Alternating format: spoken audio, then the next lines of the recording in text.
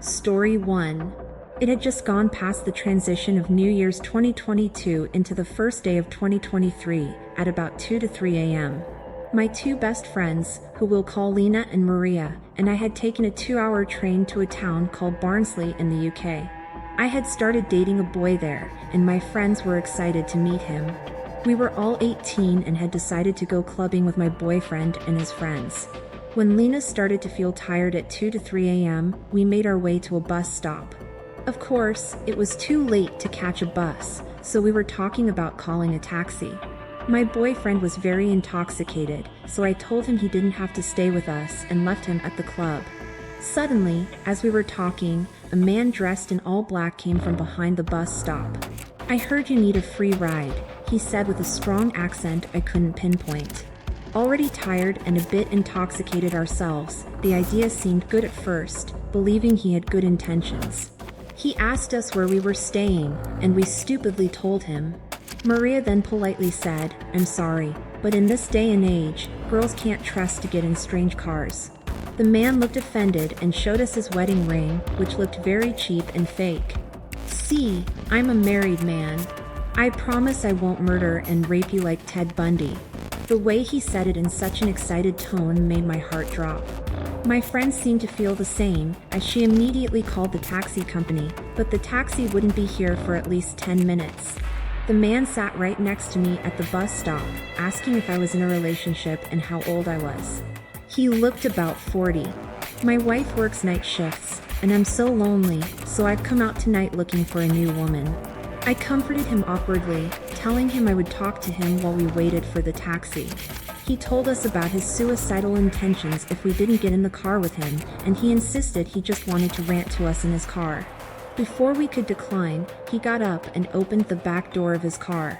Maria looked at me anxiously and whispered, "What if he pulls out a weapon?" Anxiety came over me, and I took a few steps back in bewilderment, spamming calls to my boyfriend and all his friends at the club.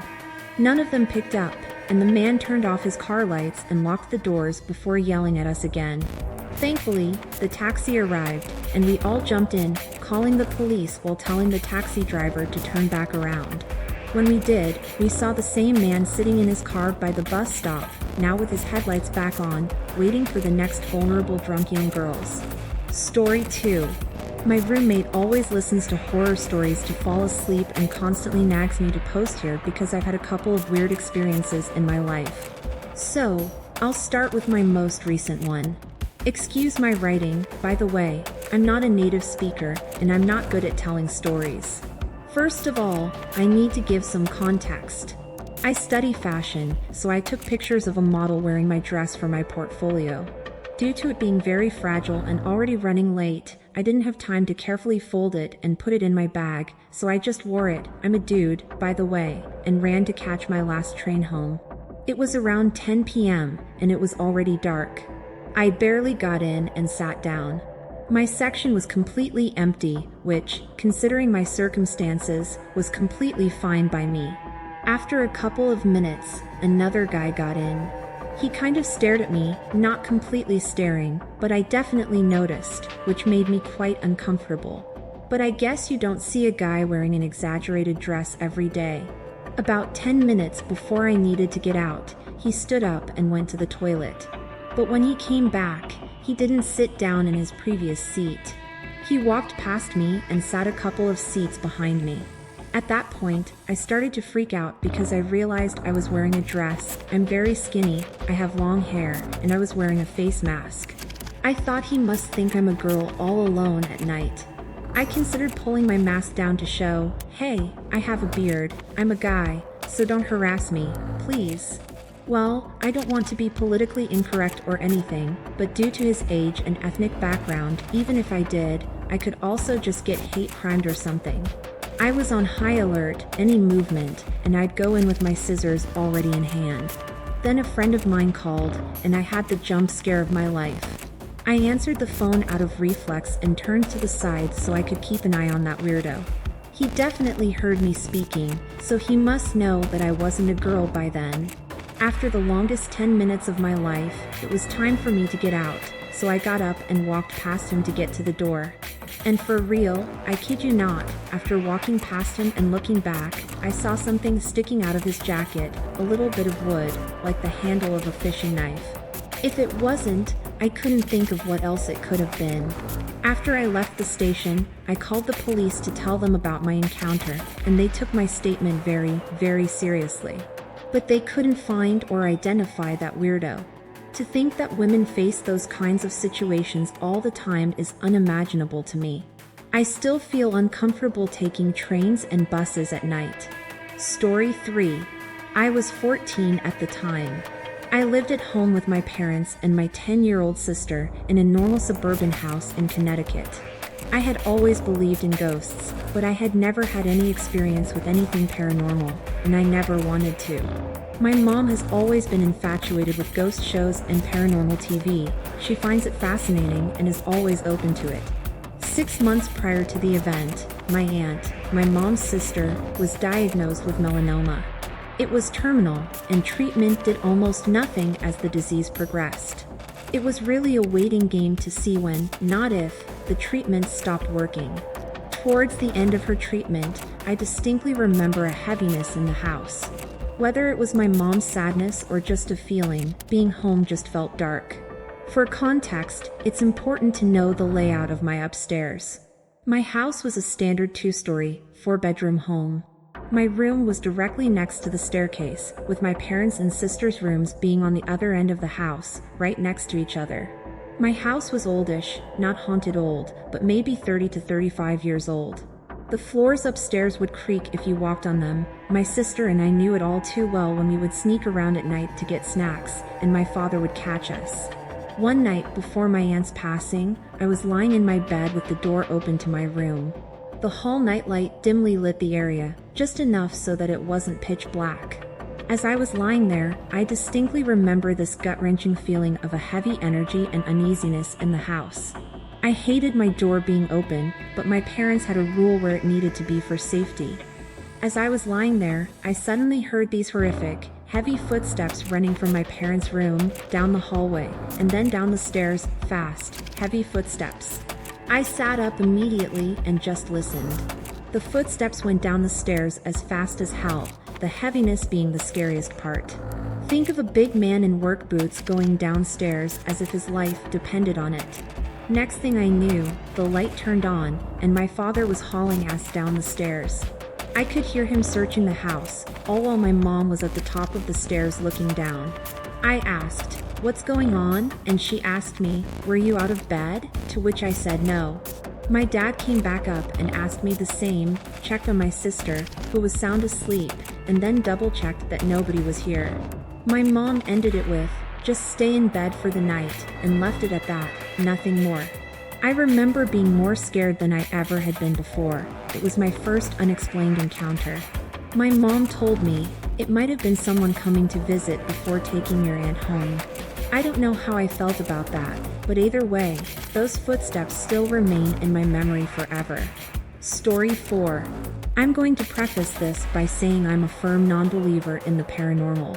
I'm the kind of person who rationalizes most unexplained phenomena with whatever logical explanation makes the most sense, which is why this occurrence scared me more than usual and gave me all the more reason to share this story.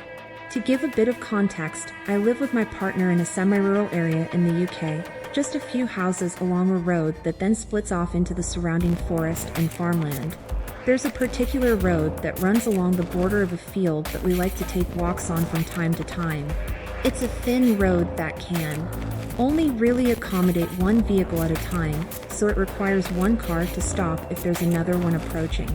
We don't often come across cars when we go on our walks, which is usually late at night. But we do come across the occasional animal, namely cows that get loose from the adjacent fields, rabbits, and foxes.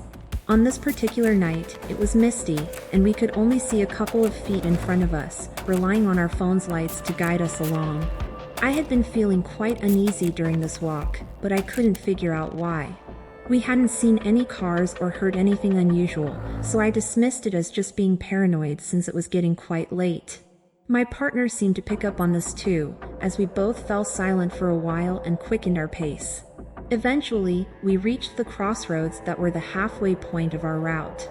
Usually, we'd stand there for a moment to catch our breath and chat, but that night, something was different. I was hit with an overwhelming feeling that we weren't alone, like something was watching us. I could tell my partner felt it too because he grabbed my hand and muttered that he felt a bit creeped out. He usually never gets scared, so it really put me on edge. That's when we heard faint footsteps coming from one of the nearby paths. My immediate reaction was that someone was taking a walk at the same time as us, which seemed unlikely given the time and the weather, but not impossible. We stood there, frozen, listening intently. The footsteps were getting closer, and my heart started to race. I turned to my partner and whispered, "Should we go?" He nodded, and we started to walk back the way we came, trying to be as quiet as possible. The footsteps seemed to follow us, but when I looked back, I couldn't see anyone. The mist was thick, but I was sure I'd see someone if they were close enough. Then, all of a sudden, the footsteps stopped. We both stopped too, trying to listen for any signs of movement. It was dead silent, except for the sound of our own breathing. Just when I thought we were imagining things, there was a loud rustling sound from the bushes to our right. We both jumped, and my partner shone his phone light towards the noise, but there was nothing there. No animal, no person, just the empty road and the mist. We didn't stick around to investigate. We bolted back home as fast as we could, not stopping until we were safely inside. Even now, thinking about it sends chills down my spine. We've walked that road many times since then, but that night remains the only time we've felt like something was out there with us. Maybe it was just our imaginations, but it felt so real. I don't know what it was, but I'm not in a hurry to find out. Story 5. It was a chilly October night, the kind where the air has that crisp bite that makes your breath visible. I had just gotten off work, and since I live close to my job, I decided to walk home. The street was eerily quiet, with only the distant hum of traffic from the main road. The sidewalks were lined with tall trees, their leaves creating a thick canopy that blocked out most of the moonlight. It was dark, but I was used to it. I liked the peace of walking home alone at night. It gave me time to unwind. About halfway home, I noticed a man walking towards me on the opposite side of the street. He was tall, dressed in dark clothing, with his hands shoved deep into his pockets. I didn't think much of it at first. It was a public street, after all. But as we got closer, something about him felt off. Maybe it was the way he was walking, slowly, deliberately, or the fact that he kept his head down, avoiding eye contact. My gut instinct told me to be cautious. We passed each other without incident, but I couldn't shake the feeling that I was being watched. I glanced over my shoulder and saw that the man had stopped walking and was now standing still, facing my direction. My heart started to race. I quickened my pace, telling myself that I was just being paranoid. But when I looked back again, he was crossing the street towards me. I didn't hesitate. I broke into a run, my footsteps echoing in the quiet night. I could hear his footsteps behind me, heavy and fast, matching my pace. Panic surged through me as I darted down a side street, hoping to lose him in the maze of residential roads. My mind was racing, trying to remember where the closest police station was, but all I could think about was getting away. I rounded a corner and risked a glance back. He was still there, not far behind, his face obscured by the shadows. I was running out of breath, my legs burning from the effort, but I couldn't stop. I knew if I did, he would catch up to me. Just when I thought I couldn't run any further, I saw the lights of a 24-hour convenience store up ahead. Without thinking, I sprinted towards it and burst through the door, startling the cashier behind the counter. I turned to see if the man had followed me inside, but he was gone. The street outside was empty, as if he had never been there at all. I stayed in the store for what felt like hours, too scared to leave. The cashier must have noticed my distress because he offered to call the police, but I declined. What would I say? That a man had followed me, but now he was gone? I ended up calling a friend to pick me up, and I made sure I wasn't followed on the way home. I never saw that man again, but I never walked home alone at night after that. The memory of his footsteps chasing me still haunts me, and I often wonder what would have happened if I hadn't made it to that store. Sometimes, I feel like he's still out there, waiting for another chance to catch me alone in the dark.